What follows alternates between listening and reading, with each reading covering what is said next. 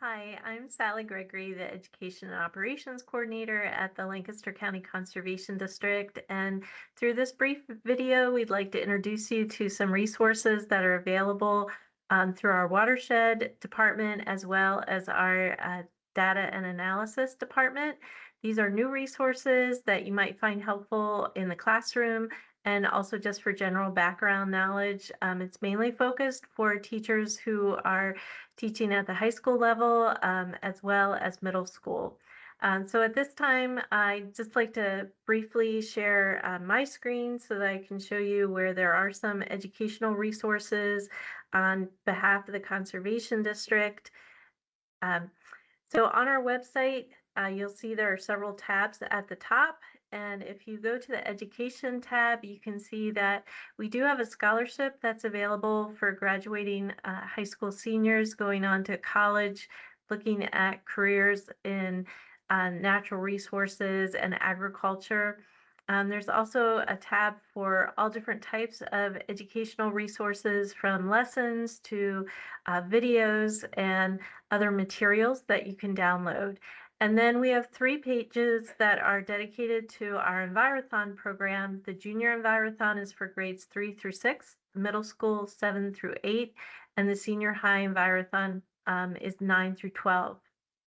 The Spotted Lanternfly tab is still available on our website. The program ended several years ago. The information is still worthwhile. The main education points are directing you towards Penn State Extension if you'd like additional information on research projects going on today. And the final tab is our Youth Conservation School. This field school is open over the summer this year, July 19 through 24, and that's available for students who are 14 to 16 years old. So you can visit that website, that page on our website anytime you'd like, and I'll stop sharing. And I want to take time to introduce the other folks that are on our call today.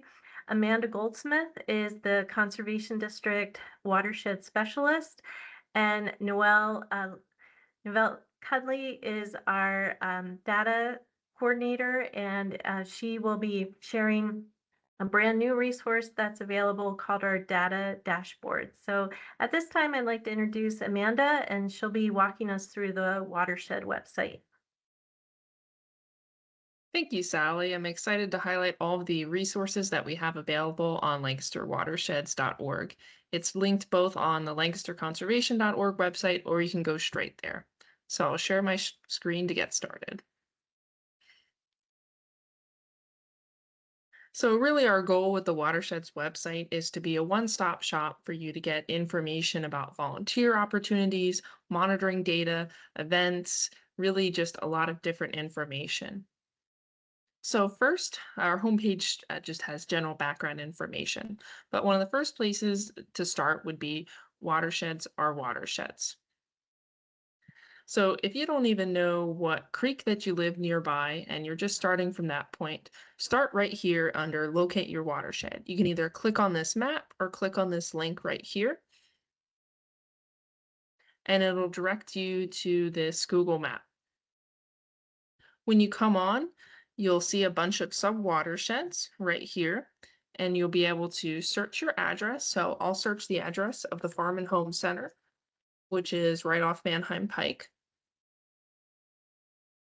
Then if you'll click on it, you can kind of zoom out just to see, to kind of orient yourself. So you'll see that we're right nearby the little Conestoga Creek. And then in this tab to the left here, we have information if there's a local watershed group, if there's projects that have been done in the area, if there's monitoring data, so that if you want to learn more about what's been going on in this watershed, feel free to reach out. We're happy to share that information. So this is a great place to start just to figure out where the heck am I in Lancaster County. Then let's say you have a watershed that you're really interested in learning more about. So let's say Lidditz Run, for example. So you'll click on that watershed. Now, each watershed will have different information. Some have more going on, some have less. So Lidditz Run is a hub of things that are going on, so I always like to highlight that. First, there is a watershed group in Lidditz Run, the Lidditz Run Watershed Alliance. Watershed groups are volunteer run that do a variety of things from monitoring to restoration projects to education. So we'll have information about the president, if there are events, links to there. We have the flow. So if you don't know where Lidditz Run flows into, it's the Conestoga into the Susquehanna, into the Chesapeake Bay. Have the municipalities that are in there. If there's any monitoring data that is available in that watershed, this will also link there. And then if there's any specific documents, some watersheds have watershed implementation plans, or this case has a groundwater study. So every watershed and creek has some different information. So once again, this is a great place to start just to get that very specific information. We also do have a video portfolio under watersheds page, which has some resources such as electrofishing, some of the restoration work that we've done, as well as some training videos about sampling macroinvertebrates and doing a stream habitat assessment. Next, I want to highlight some of our monitoring data. First, we have our volunteer monitoring data through the Water Quality Volunteer Coalition. Noelle and I co-run this program, which works with about 50 volunteers that sample all over Lancaster County doing chemistry, macroinvertebrates, and habitat data. Now, some of this is for volunteers, but it also has monitoring data as well. If you go down here and click on this link, it'll take you first to a sheet, and then you can either look at biology and habitat, chemistry, or we also have a way if you want to graph some of that data. So let's say you wanted to go to the chemistry tab. This is so you'll first start here, which has some background information about how to use it. And then let's say you have a specific creek that you want to learn more about, such as Mill Creek.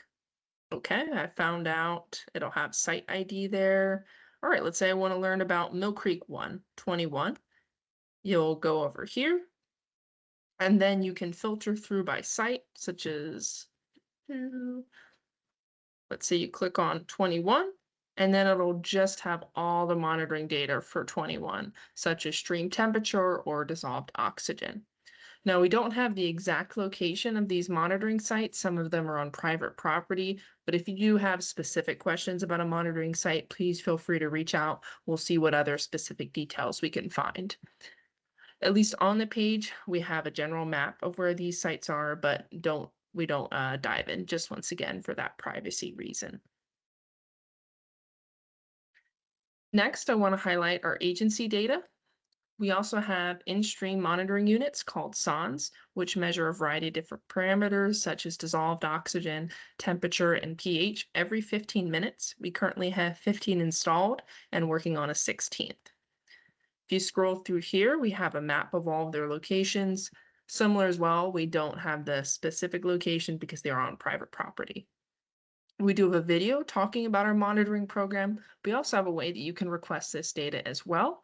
If you click on this link, it'll take you to a request form, which you just fill out and just say, hey, why am I using this data? Just so we can figure it out, understand why you're using it. But that is always available. So all of this data is a great way to use in a lesson plan, or if you want to know how is the dissolved oxygen looking in my stream, is a good time to fish, something like that.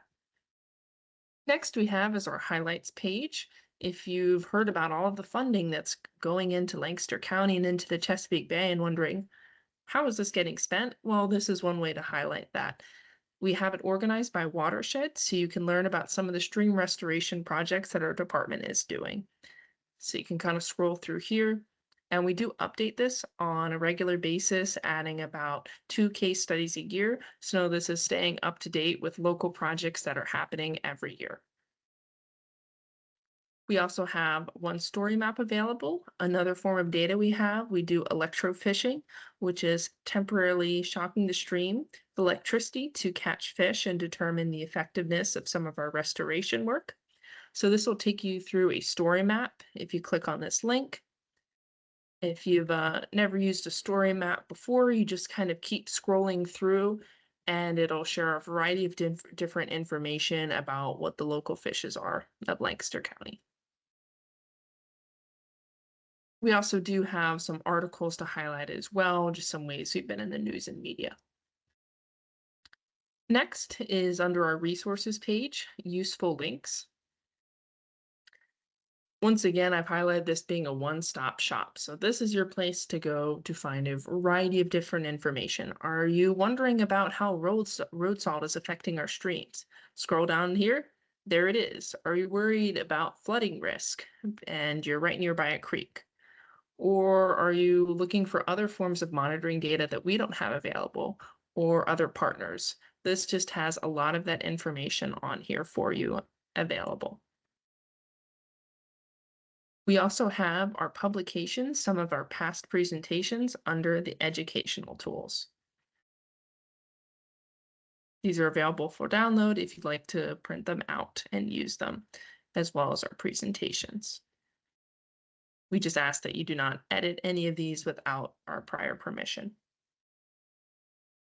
And last is our events page, where we post both internal and external events, whether it's a watershed group meeting, whether it's our Water Quality Volunteer Coalition, which meets on a quarterly basis, or if there's just anything else that's going on, we like to make this once again that one-stop shop for you to find out ways to get involved. All right, so that's a lot of the resources that we have available. I'll stop sharing and pass it over to Noelle to talk about another great resources that we have available, the data dashboard. Thanks, Amanda. My name is Noelle Cudney, and I'm the data coordinator at the Lancaster County Conservation District. In my role, I primarily manage the district's water quality and best management practice data. And so to start our demo for the data dashboard, we're just going to start at the Conservation District's main website. Our dashboard is located at the top of the header.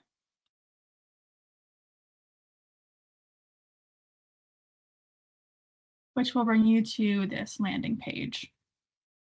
Just to kind of give you a background overview of why we made a dashboard, we just had early discussions revolving around some questions like, is there a place with BMP data that's publicly available already? And BMP stands for Best Management Practices, and these are practices that landowners install to better conserve our natural resources.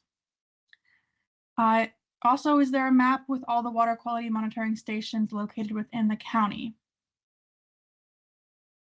And more importantly, how can we continue to tell the county story of local conservation efforts towards the clean water progress?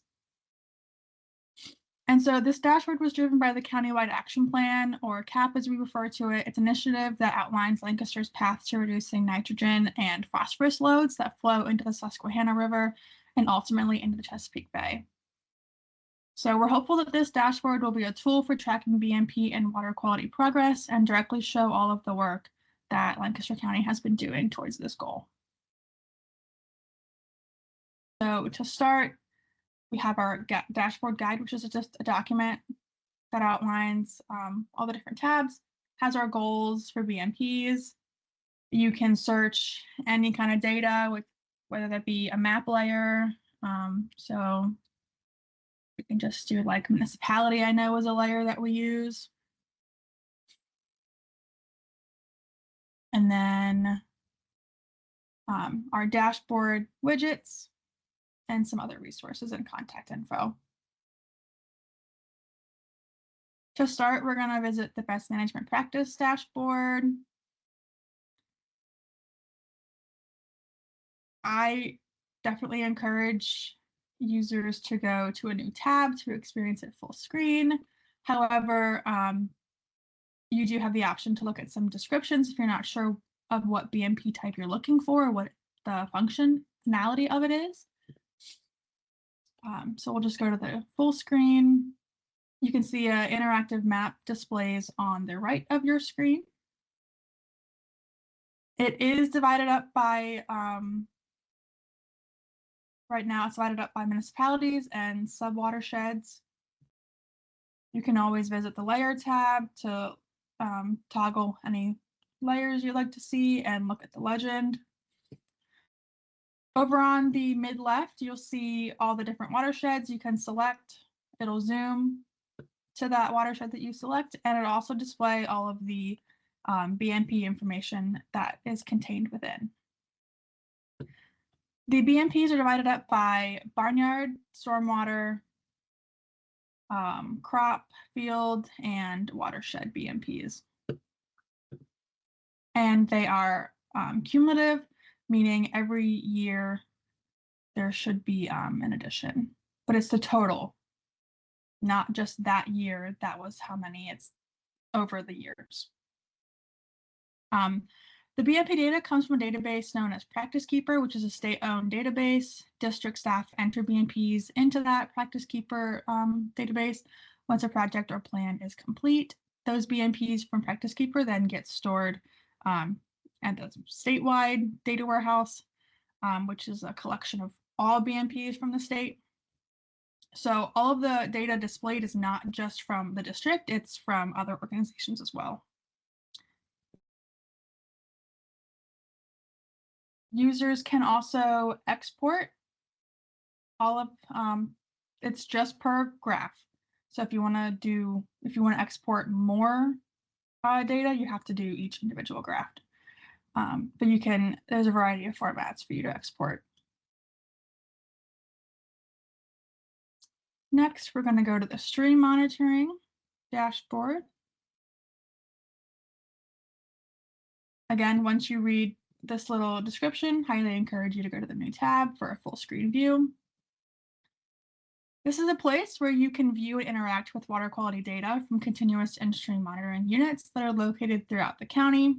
It's not just the district's SON units, it's Susquehanna River Basin Commission and the United States Geological Survey throughout the county.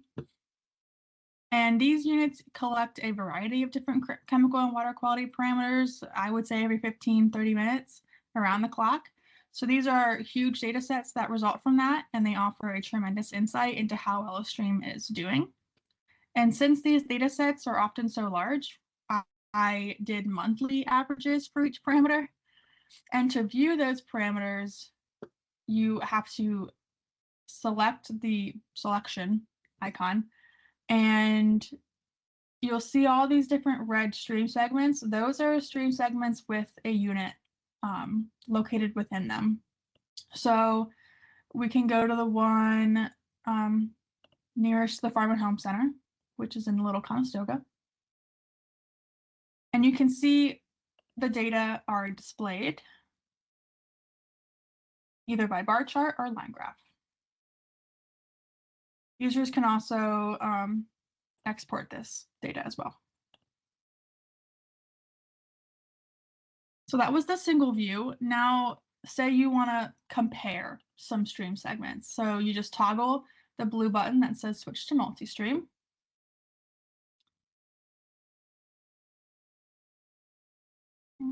And then if you want to clear your selection, you can clear all. However, let's compare. We'll compare these two segments in the Peckway. We're going to select the selection tool. You can do it by rectangle or circle. We'll just do a rectangle. Click and drag. It'll select your two segments, and it'll show you the comparisons. However, the question's going to come up, how do I know which segment is which? If you zoom in closer, it will show you the stream IDs, so then you can identify which stream segment is which. Again, you can export this data as well.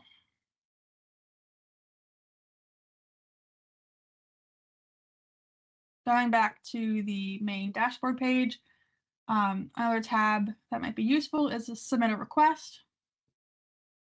It's short survey that'll just collect your information, whether it's a comment question, you want to submit new data that you might have, or report any missing or incorrect data. You can select a location for us and upload files. The last tab I will kind of highlight is our additional resources tab. if you are interested in some of the data that you found and you want to explore more of it, I highly encourage it. Their direct portal sites have tons of more information about that. Again, organizations, some partners, and some more interactive websites. To kind of end my demo, I can see some scenarios for the data dashboard use, being local organizations looking to start water quality monitoring, but they're not sure if there are existing efforts nearby. So one way to look at that would be to look at the stream monitoring dashboard and look to see exactly where those locations are that are already being monitored. And then, again, a highly educational tool for teachers. Just to touch on the updating of the dashboard, we update the water quality dashboard every 6 months, and the BMP dashboard is going to be updated once a year. So thank you for watching the demo of the dashboard. I will pass it back to Sally. Thank you, Noelle. Thank you both, Noelle and Amanda, for taking us on a tour of the various resources that are available.